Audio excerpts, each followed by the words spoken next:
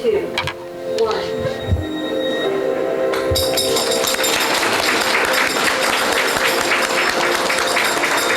Ni swala muhimu la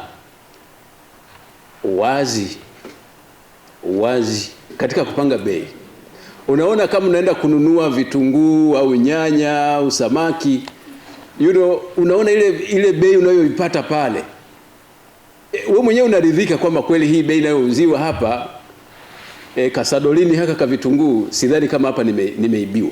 Kwa hiyo hata kwenye haya masoko yetu ya fedha lazima iwe hivyo, sio watu wanapanga huko kwenye gizagiza huko, hapana. Kwa hiyo huu mfumo ndio unatusaidia angalau hii miaka 2-3 kwa kweli.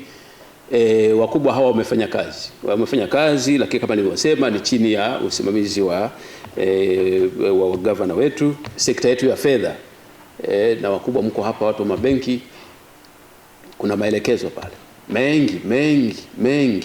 Sasa hivi lazima tufanye vitu tofauti kwa kweli ili kuweza kutimiza ndoto ambayo imo kwenye dira yetu ya 2050. Soko linawategemea nyie. Sasa tufanye kazi vizuri, tuhakikishe kwamba tuna align, tunazingatia zile taratibu zote, kanuni zote, sio kanuni zote. Kesho kutwa tuanze kuona sasa shilingi inaanza kwenda huko,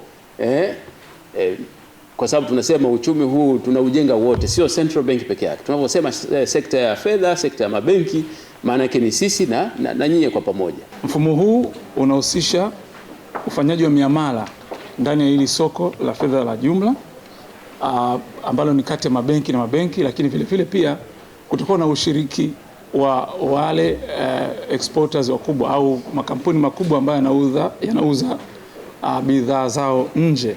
Watapata fursa ya kuingia sokoni na kuuza sarafu zao za kigeni ambazo zitakuwa nazo, lakini watakapotaka kununua basi itawalazimu waende kununua kwenye mabenki ambayo wana mahusiano nayo. Mfumo huu ni wa kwanza na ni wa kihistoria kwa upande wa Afrika Mashariki, na una lengo la kuongeza ukwasi kwenye soko letu, uwazi zaidi katika upatikanaji wa viwango vya kubadilisha fedha. Tunategemea kwa kupitia mfumo huu ambao umetolewa na Refinitiv ambayo ni kampuni inayomilikiwa na soko la hisa la Uingereza, utaweza kabisa kuhakikisha kwamba shilingi yetu inaendelea kubaki himilivu muda wote, kuanzia tunapoanza soko saa 3 asubuhi mpaka jioni na siku zote za mwaka.